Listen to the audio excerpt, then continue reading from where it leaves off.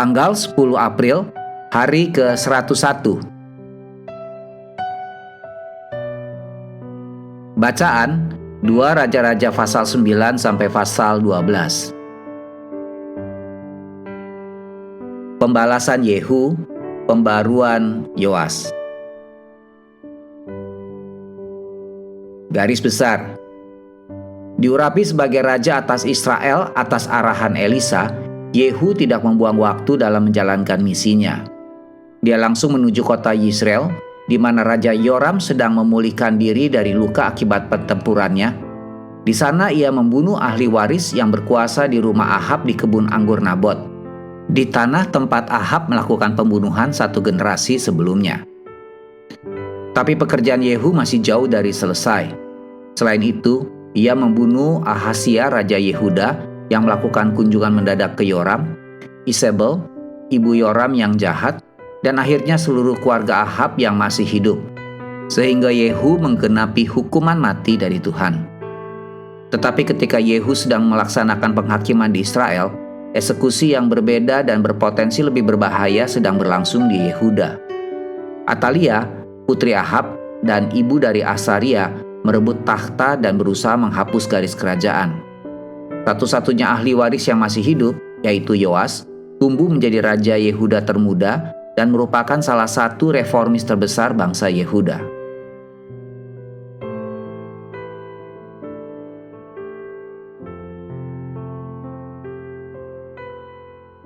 Renungan harian.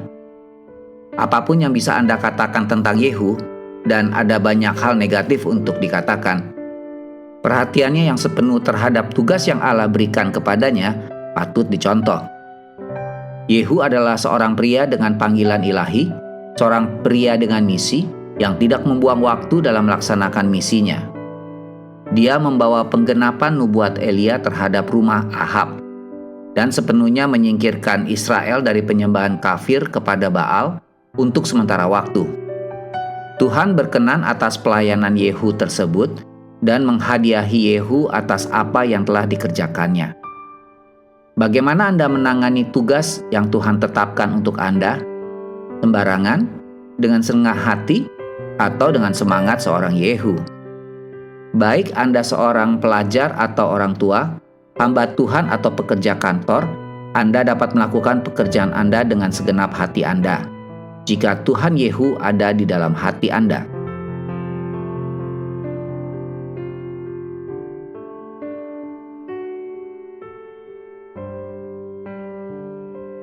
Nyalakanlah api untuk Tuhan, dan orang akan melihat Anda terbakar.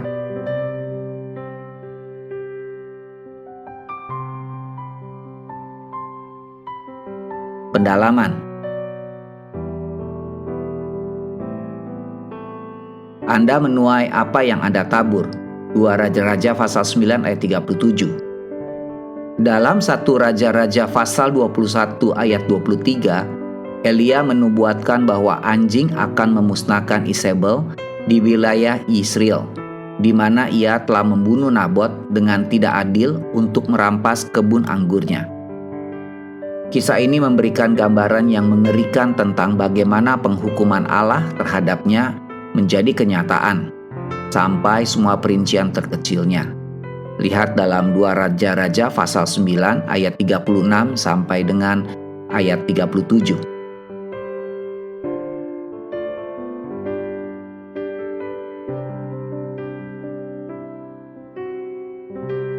Penghakiman dapat berupa pembunuhan.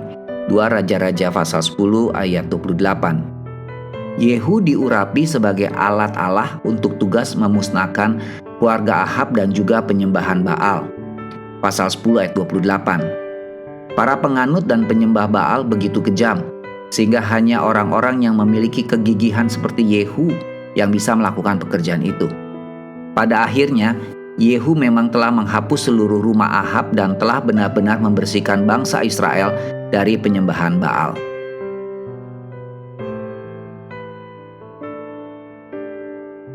Amin. Tuhan Yesus memberkati.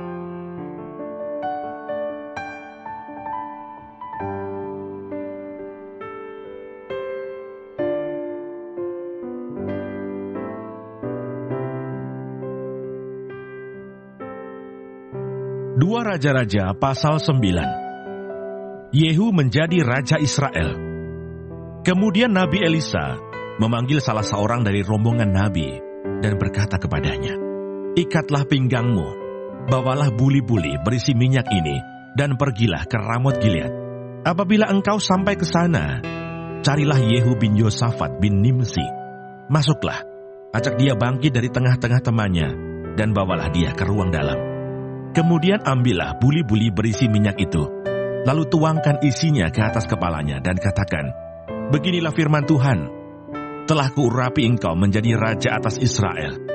Sesudah itu bukalah pintu, larilah, dan jangan berlambat-lambat." Lalu nabi muda itu pergi ke Ramot Gilead. Setelah ia sampai, maka tampaklah panglima tentara sedang duduk berkumpul. Lalu ia berkata, "Ada pesan kubawa untukmu, ya panglima." Yehu bertanya, "Untuk siapa dari kami sekalian?" Jawabnya, "Untukmu, ya panglima." Lalu bangkitlah Yehu dan masuk ke dalam rumah. Nabi muda itu menuang minyak ke atas kepala Yehu, serta berkata kepadanya, "Beginilah firman Tuhan Allah Israel, telah kuurapi engkau menjadi raja atas umat Tuhan, yaitu orang Israel. Maka engkau akan membunuh keluarga tuanmu Ahab, dan dengan demikian, aku membalaskan kepada Isabel darah hamba-hambaku, nabi-nabi itu, bahkan darah semua hamba Tuhan. Dan segenap keluarga Ahab akan binasa, dan aku akan melenyapkan daripada Ahab setiap orang laki-laki, baik yang tinggi maupun yang rendah kedudukannya di Israel. Dan aku akan memperlakukan keluarga Ahab sama seperti keluarga Yerobeam bin Nebat, dan sama seperti keluarga Baisa bin Ahia. Isabel akan dimakan anjing di kebun di luar Israel, dengan tidak ada orang yang menguburkannya." Kemudian nabi itu membuka pintu, lalu lari. Apabila Yehu keluar mendapatkan pegawai-pegawai tuannya, berkatalah seorang kepadanya, "Apa kabar? Mengapa orang gila itu datang kepadamu?" Jawabnya kepada mereka, "Kamu sendiri mengenal orang itu dengan omongannya." Tetapi mereka berkata, "Dusta, cobalah beritahukan kepada kami." Lalu katanya, "Beginilah dikatakannya kepadaku. Demikianlah firman Tuhan, telah kuurapi engkau menjadi raja atas Israel." Segeralah mereka masing-masing mengambil pakaiannya dan membentangkannya di hadapan kakinya, begitu saja di atas tangga. Kemudian mereka meniup sangkakala serta berseru, "Yehu raja!" Demikianlah Yehu bin Yosafat bin Nimsi mengadakan persepakatan melawan Yoram. Adapun Yoram sedang berjaga-jaga di Ramot Gilead bersama-sama dengan segenap orang Israel menghadapi Hazael raja Aram.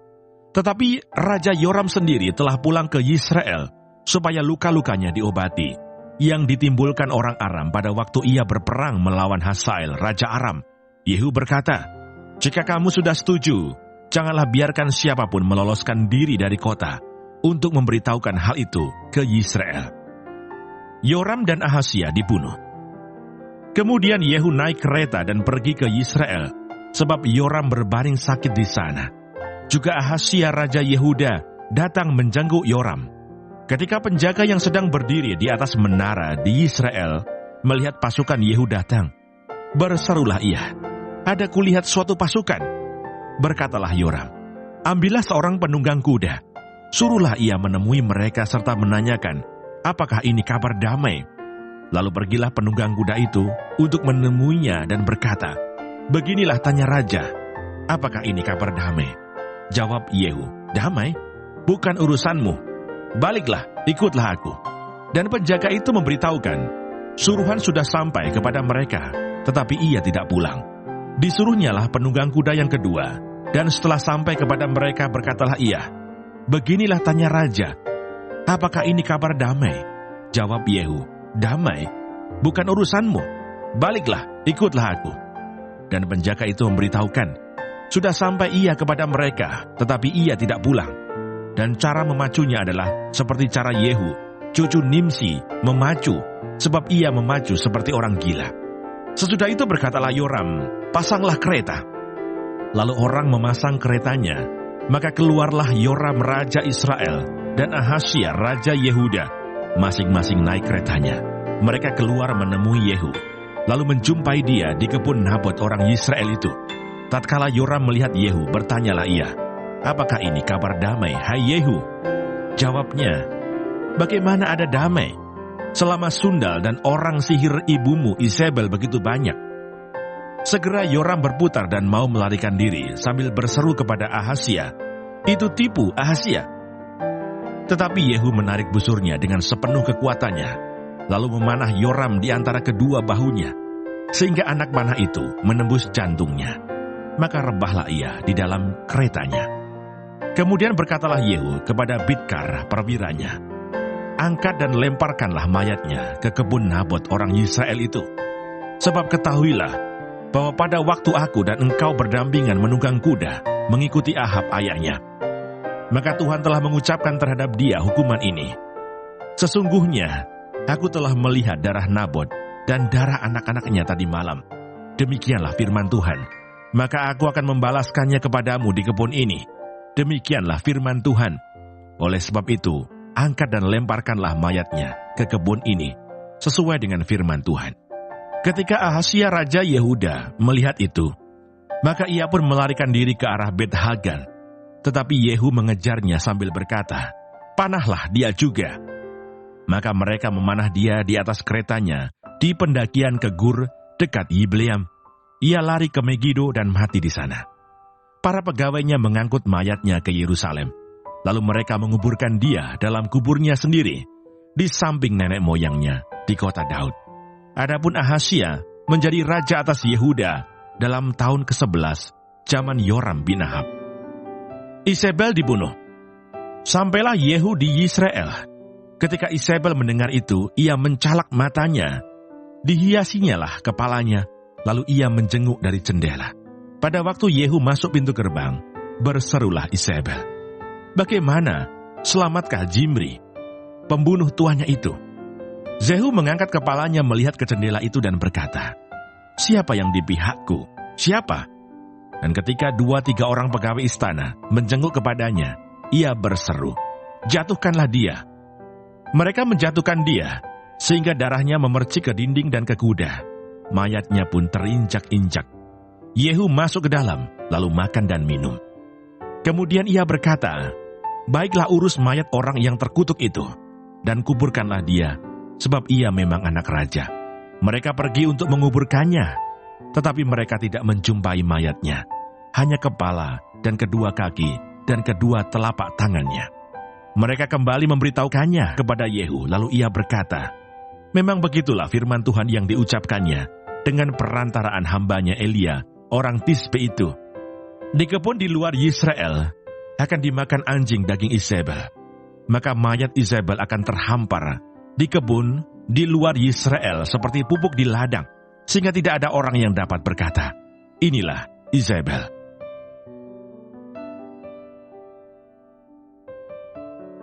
Dua Raja-Raja pasal 10. Yehu memunahkan keluarga Ahab. Ahab mempunyai 70 orang anak laki-laki di Samaria. Yehu menulis surat dan mengirimnya ke Samaria, kepada pembesar kota itu, kepada para tua-tua, dan kepada para pengasuh anak-anak Ahab bunyinya, "Sekarang, segera sesudah surat ini sampai kepadamu, kamu yang mempunyai anak-anak tuanmu di bawah pengawasanmu, lagi pula mempunyai kereta dan kuda, dan kota yang berkubu serta senjata, maka pilihlah seorang yang terbaik dan yang paling tepat dari antara anak-anak tuanmu. Lalu dudukkanlah dia di atas tahta ayahnya. Kemudian berperanglah membela keluarga tuanmu." Tetapi mereka sangat takut dan berkata, "Sedangkan kedua raja itu tidak dapat bertahan menghadapinya, bagaimana mungkin kita ini dapat bertahan?" Sebab itu kepala istana dan kepala kota, juga para tua-tua dan para pengasuh mengirim pesan kepada Yehu, bunyinya, "Kami ini hamba-hambamu, dan segala yang kau katakan kepada kami, akan kami lakukan. Kami tidak hendak mengangkat seseorang menjadi raja. Lakukanlah apa yang baik menurut pemandanganmu." Kemudian Yehu menulis surat untuk kedua kalinya kepada mereka, bunyinya, "Jika kamu memihak kepadaku dan mau menurut perkataanmu, ambillah kepala anak-anak tuanmu, dan datanglah kepadaku besok, kira-kira waktu ini, ke Yisrael. Adapun ke-70 anak raja itu tinggal bersama-sama orang-orang besar di kota itu, yang mendidik mereka. Tatkala surat itu sampai kepada mereka, mereka mengambil anak-anak raja itu, menyembelih ke-70 orang itu, menaruh kepala orang-orang itu ke dalam keranjang, dan mengirimkan semuanya kepada Yehu di Yisrael. Ketika suruhan datang memberitahukan kepadanya, telah dibawa orang kepala anak-anak raja itu, berkatalah Yehu, susunlah semuanya menjadi 2 timbunan di depan pintu gerbang sampai pagi. Pada paginya keluarlah Yehu, berdirilah ia, lalu berkata kepada segenap orang banyak, kamu ini tidak bersalah. Memang akulah yang telah mengadakan persepakatan melawan tuanku dan telah membunuh dia. Tetapi semua orang ini, siapakah yang membunuh mereka? Ketahuilah sekarang bahwa firman Tuhan yang telah diucapkan Tuhan tentang keluarga Ahab tidak ada yang tidak dipenuhi. Tuhan telah melakukan apa yang difirmankannya dengan perantaraan Elia hambanya. Lalu Yehu membunuh semua orang yang masih tinggal dari keluarga Ahab yang di Yisrael. Juga semua orang besarnya, orang-orang kepercayaannya dan imam-imamnya. Tidak ada padanya seorang pun yang ditinggalkan Yehu hidup. Kemudian bangkitlah Yehu pergi ke Samaria, di jalan dekat Bet-Eket, perkampungan para gembala. Bertemulah ia dengan sanak saudara Ahazia Raja Yehuda. Lalu ia bertanya, siapakah kamu ini? Jawab mereka, kami adalah sanak saudara Ahazia, dan kami datang untuk memberi salam kepada anak-anak raja dan anak-anak ibu suri. Berkatalah Yehu, tangkaplah mereka hidup-hidup. Lalu ditangkaplah mereka hidup-hidup dan disembelih dekat perigi Bet-Eket, 42 orang, dan tidak ada seorang pun ditinggalkannya hidup daripada mereka. Setelah pergi dari sana, bertemulah ia dengan Yonadab bin Rekab yang datang menyongsong dia. Ia memberi salam kepadanya serta berkata, apakah hatimu jujur kepadaku seperti hatiku terhadap engkau? Jawab Yonadab, ya. Jika iya, berilah tanganmu. Maka diberinyalah tangannya. Lalu Yehu mengajak dia naik ke sampingnya ke dalam kereta. Berkatalah Yehu, marilah bersama-sama aku, supaya engkau melihat bagaimana giatku untuk Tuhan. Demikianlah Yehu membawa dia dalam keretanya. Setelah Yehu sampai di Samaria, maka ia membunuh semua orang yang masih tinggal dari keluarga Ahab di Samaria. Ia memunahkannya sesuai dengan firman yang diucapkan Tuhan kepada Elia. Yehu menghapuskan penyembahan Baal. Kemudian Yehu mengumpulkan seluruh rakyat, lalu berkata kepada mereka, adapun Ahab masih kurang beribadah kepada Baal, tetapi Yehu mau lebih hebat beribadah kepadanya. Oleh sebab itu panggillah menghadap aku semua nabi Baal, semua orang yang beribadah kepadanya, dan semua imamnya. Seorang pun tidak boleh tidak hadir, sebab aku hendak mempersembahkan korban yang besar kepada Baal. Setiap orang yang tidak hadir tidak akan tinggal hidup. Tetapi perbuatan ini adalah akal Yehu, supaya ia membinasakan orang-orang yang beribadah kepada Baal. Selanjutnya Yehu berkata, tentukanlah hari raya perkumpulan kudus bagi Baal. Lalu mereka memaklumkannya. Yehu mengirim orang ke seluruh Israel. Maka datanglah seluruh orang yang beribadah kepada Baal, tidak seorang pun yang ketinggalan. Lalu masuklah semuanya ke dalam rumah Baal, sehingga rumah itu penuh sesak dari ujung ke ujung. Kemudian berkatalah Yehu kepada orang yang mengepalai gudang pakaian, keluarkanlah pakaian untuk setiap orang yang beribadah kepada Baal. Maka dikeluarkannyalah pakaian bagi mereka. Sesudah itu masuklah Yehu dan Yonadab bin Rekab ke dalam rumah Baal. Lalu berkatalah ia kepada orang-orang penyembah Baal di situ, periksalah dan lihatlah, supaya jangan ada di antara kamu di sini seorang pun dari hamba-hamba Tuhan, melainkan hanya orang-orang yang beribadah kepada Baal. Lalu masuklah mereka untuk mempersembahkan korban sembelihan dan korban bakaran.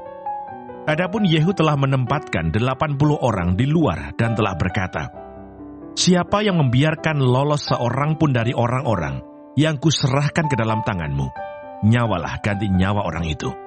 Setelah Yehu selesai mempersembahkan korban bakaran, berkatalah ia kepada bentara-bentara dan kepada perwira-perwira, masuklah, bunuhlah mereka, seorang pun tidak boleh lolos. Maka dibunuhlah mereka dengan mata pedang, lalu mayatnya dibuang. Kemudian masuklah bentara-bentara dan perwira-perwira itu ke ke gedung rumah Baal.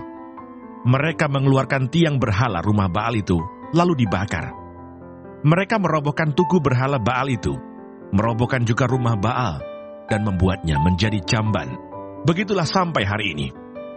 Demikianlah Yehu memunahkan Baal dari Israel. Hanya Yehu tidak menjauh dari dosa-dosa Yerobeam bin Nebat, yang mengakibatkan orang Israel berdosa pula, yakni dosa penyembahan anak-anak lembu emas yang di Betel dan yang di Dan. Berfirmanlah Tuhan kepada Yehu, oleh karena engkau telah berbuat baik dengan melakukan apa yang benar di mataku, dan telah berbuat kepada keluarga Ahab tepat seperti yang dikehendaki hatiku, maka anak-anakmu akan duduk di atas tahta Israel sampai keturunan yang keempat. Tetapi Yehu tidak tetap hidup menurut hukum Tuhan Allah Israel dengan segenap hatinya. Ia tidak menjauh dari dosa-dosa Yerobeam yang mengakibatkan orang Israel berdosa pula. Pada zaman itu mulailah Tuhan menggunting daerah Israel, sebab Hazael mengalahkan mereka di seluruh daerah Israel, di sebelah timur sungai Yordan, dengan merebut seluruh tanah Gilead, tanah orang Gad, orang Ruben, dan orang Manasye, mulai dari Aroer, yang di tepi sungai Arnon, baik Gilead maupun Basan. Selebihnya dari riwayat Yehu dan segala yang dilakukannya, dan segala kepahlawanannya, bukankah semuanya itu tertulis dalam kitab sejarah Raja-Raja Israel? Kemudian Yehu mendapat perhentian bersama-sama dengan nenek moyangnya, dan ia dikuburkan di Samaria. Maka Yoahas anaknya menjadi raja menggantikan dia. Adapun lamanya Yehu menjadi raja atas Israel di Samaria adalah 28 tahun. 2 Raja-Raja pasal 11. Atalia dibunuh dan Yoas menjadi raja.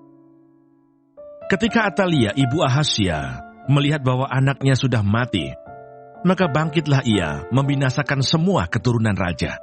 Tetapi Yosebah, anak perempuan Raja Yoram, saudara perempuan Ahasya, mengambil Yoas bin Ahasya, menculik dia dari tengah-tengah anak-anak raja yang hendak dibunuh itu, memasukkan dia dengan inang penyusunya ke dalam gudang tempat tidur, dan menyembunyikan dia terhadap Atalia, sehingga dia tidak dibunuh. Maka tinggallah dia 6 tahun lamanya bersama-sama perempuan itu, dengan bersembunyi di rumah Tuhan, sementara Atalia memerintah negeri. Dalam tahun yang ke-7, Yoyada mengundang para kepala pasukan 100 dari orang Kari dan dari pasukan bentara penunggu. Disuruhnyalah mereka datang kepadanya di rumah Tuhan. Lalu diikatnya perjanjian dengan mereka, dengan menyuruh mereka bersumpah di rumah Tuhan. Kemudian diperlihatkannyalah anak raja itu kepada mereka. Sesudah itu ia memerintahkan kepada mereka, inilah yang harus kamu lakukan. Sepertiga dari kamu, yakni yang selesai bertugas pada hari Sabat di sini, tetapi mengawal di istana raja. Sepertiga lagi ada di pintu gerbang Sur, dan sepertiga pula di pintu gerbang di belakang para bentara penunggu, haruslah mengawal di istana. Dan kedua regu daripada kamu, yakni semua orang yang bertugas di sini pada hari Sabat dan mengawal di rumah Tuhan, haruslah mengelilingi raja dari segala penjuru, masing-masing dengan senjatanya di tangannya. Dan siapa yang mendatangi barisan, haruslah mati dibunuh. Dan baiklah kamu menyertai raja setiap kali ia keluar atau masuk. Para kepala pasukan 100 itu melakukan tepat seperti yang diperintahkan Imam Yoyada. Masing-masing mengambil orang-orangnya yang selesai bertugas pada hari Sabat, bersama-sama dengan orang-orang yang masuk bertugas pada hari itu. Lalu datanglah mereka kepada Imam Yoyada. Imam memberikan kepada para kepala pasukan 100 itu tombak-tombak dan perisai-perisai kepunyaan Raja Daud yang ada di rumah Tuhan. Kemudian para bentara itu, masing-masing dengan senjatanya di tangannya, mengambil tempatnya di lambung kanan sampai ke lambung kiri rumah itu, dengan mengelilingi mezbah dan rumah itu untuk melindungi raja. Sesudah itu Yoyada membawa anak raja itu keluar, mengenakan jejamang kepadanya, dan memberikan hukum Allah kepadanya. Mereka menobatkan dia menjadi raja serta mengurapinya, dan sambil bertepuk tangan berserulah mereka, "Hiduplah raja!" Ketika Atalia mendengar suara bentara-bentara penunggu dan rakyat, Pergilah ia mendapatkan rakyat itu ke dalam rumah Tuhan. Lalu dilihatnyalah raja berdiri dekat tiang menurut kebiasaan. Sedang para pemimpin dengan para pemegang nafiri ada dekat raja. Dan seluruh rakyat negeri bersukaria sambil meniup nafiri. Maka Atalia mengoyakkan pakaiannya sambil berseru, "Kianat, kianat!" Tetapi Imam Yoyada memerintahkan para kepala pasukan 100, yakni orang-orang yang mengepalai tentara. Katanya kepada mereka, "Bawalah dia keluar dari barisan. Siapa yang memihak kepadanya, bunuhlah dengan pedang." Sebab tadinya imam itu telah berkata, "Janganlah ia dibunuh di rumah Tuhan." Lalu mereka menangkap perempuan itu. Pada waktu ia masuk ke istana raja dengan melalui pintu bagi kuda, dibunuhlah dia di situ. Kemudian Yoyada mengikat perjanjian antara Tuhan dengan raja dan rakyat, bahwa mereka menjadi umat Tuhan, juga antara raja dengan rakyat. Sesudah itu masuklah seluruh rakyat negeri ke rumah Baal, lalu merobohkannya. Mereka memecahkan sama sekali mezbah-mezbahnya dan patung-patung, dan membunuh Matan imam Baal di depan mezbah-mezbah itu. Kemudian Imam Yoyada mengangkat penjaga-penjaga untuk rumah Tuhan. Sesudah itu ia mengajak para kepala pasukan 100, orang-orang kari, dan para bentara penunggu, dan seluruh rakyat negeri. Lalu mereka membawa raja turun dari rumah Tuhan. Mereka masuk ke istana raja melalui pintu gerbang para bentara. Kemudian duduklah raja di atas tahta kerajaan. Bersukarialah seluruh rakyat negeri, dan amanlah kota itu. Setelah Atalia mati dibunuh dengan pedang di istana raja. Yoas, Raja Yehuda. Yoas berumur 7 tahun pada waktu ia menjadi raja. 2 Raja-Raja, pasal 12. Yoas, Raja Yehuda. Dalam tahun ke-7 zaman Yehu, Yoas menjadi raja, dan 40 tahun lamanya ia memerintah di Yerusalem. Nama ibunya ialah Sibiah dari Beersheba. Yoas melakukan apa yang benar di mata Tuhan seumur hidupnya, selama Imam Yoyada mengajar dia. Namun demikian, bukit-bukit pengorbanan tidaklah dijauhkan. Bangsa itu masih mempersembahkan dan membakar korban di bukit-bukit itu. Berkatalah Yoas kepada para imam, "Segala uang yang dibawa ke dalam rumah Tuhan sebagai persembahan kudus, yakni uang masuk untuk pencatatan jiwa, uang tebusan jiwa menurut penilaian yang berlaku untuk seseorang, dan segala uang yang dibawa ke dalam rumah Tuhan karena dorongan hati seseorang. Baiklah para imam sendiri menerimanya, masing-masing dari kenalannya, dan memakainya untuk memperbaiki yang rusak pada rumah itu, di mana saja terdapat kerusakan."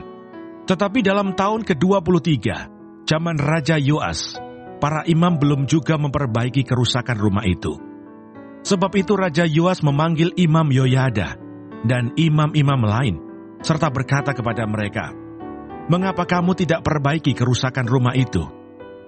Maka sekarang tidak boleh lagi kamu menerima uang dari kenalan-kenalanmu, tetapi serahkanlah itu untuk memperbaiki kerusakan rumah itu." Lalu setujulah para imam itu untuk tidak menerima uang dari rakyat, tetapi mereka pun tidak usah lagi memperbaiki kerusakan rumah itu. Kemudian Imam Yoyada mengambil sebuah peti, membuat lobang pada tutupnya, dan menaruhnya di samping mezbah, di sebelah kanan, apabila orang masuk ke rumah Tuhan. Para imam penjaga pintu menaruh ke dalamnya segala uang yang dibawa orang ke dalam rumah Tuhan. Dan apabila dilihat mereka bahwa sudah banyak uang dalam peti itu, maka datanglah panitera raja beserta imam besar, lalu membungkus dan menghitung uang yang terdapat dalam rumah Tuhan itu. Mereka menyerahkan jumlah uang yang ditentukan ke tangan para pekerja yang diangkat mengawasi rumah Tuhan. Dan mereka ini membayarkannya kepada tukang-tukang kayu, kepada tukang-tukang bangunan yang mengerjakan rumah Tuhan itu, kepada tukang-tukang tembok, dan kepada tukang-tukang pemahat batu. Mereka memakainya juga bagi pembelian kayu dan batu pahat untuk memperbaiki rumah Tuhan, dan bagi segala pengeluaran untuk memperbaiki rumah itu. Tetapi untuk rumah Tuhan tidaklah dibuat pasu perak, pisau, bokor penyiraman, nafiri, atau sesuatu perkakas emas dan perak dari uang yang telah dibawa ke dalam rumah Tuhan itu. Melainkan mereka menyerahkannya kepada para pekerja, supaya dipakai memperbaiki rumah Tuhan. Mereka kemudian tidak mengadakan perhitungan dengan orang-orang yang diserai uang itu untuk memberikannya kepada tukang-tukang, sebab mereka bekerja dengan jujur. Tetapi uang korban penebus salah dan uang korban penghapus dosa tidaklah dibawa ke dalam rumah Tuhan. Semuanya itu adalah bagian para imam. Pada waktu itu majulah Hazael, raja Aram. Diperanginya lah Gad dan direbutnya. Kemudian Hazael berniat menyerang Yerusalem. Tetapi Yoas raja Yehuda mengambil segala persembahan kudus yang telah dikuduskan oleh para leluhurnya, yakni Yosafat, Yoram, dan Ahasia, raja-raja Yehuda, dan persembahan-persembahan kudusnya sendiri, juga dari segala emas yang terdapat dalam perbendaharaan rumah Tuhan dan istana raja. Dikirimkannyalah semuanya itu kepada Hazael, raja Aram, maka tidak jadi lagi Hazael menyerang Yerusalem. Selebihnya dari riwayat Yoas dan segala yang dilakukannya, bukankah semuanya itu tertulis dalam kitab sejarah raja-raja Yehuda? Pegawai-pegawainya bangkit mengadakan persepakatan, lalu membunuh Yoas di rumah Milo yang letaknya di penurunan ke Sila. Yosakar anak Simeat dan Yosabat anak Somer ialah pegawai-pegawainya yang membunuh dia. Lalu ia dikuburkan di samping nenek moyangnya di kota Daud. Maka Amasya anaknya menjadi raja menggantikan dia.